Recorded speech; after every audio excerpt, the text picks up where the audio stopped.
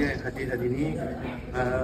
Pertama sekali saya ingin mengucapkan syabas, tahniah dan terima kasih juga kepada saudara Rizal, CEO SME Corp, atas kejayaan program IBET.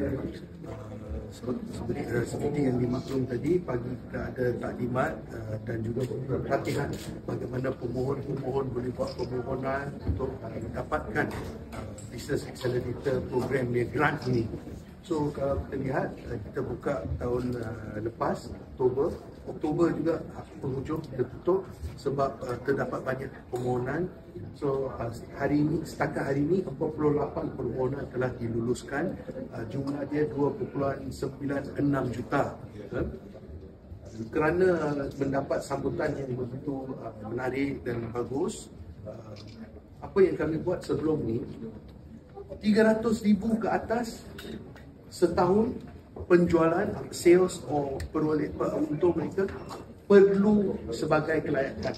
Tetapi kerana sambutan yang begitu besar dan juga permintaan daripada kalangan usahawan, boleh tak kita buka untuk semua? Jangan tetapkan 300,000 itu, sebab yang bawah 300 itu tidak dapat keluar.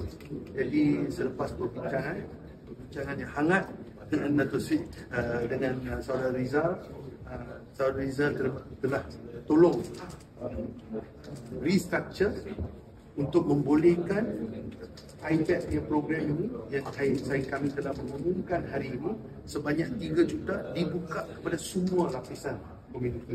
Tak kisah 300,000 setahun ke, 200,000 setahun ke, 100,000 setahun ke, layak untuk semua membuat permohonan.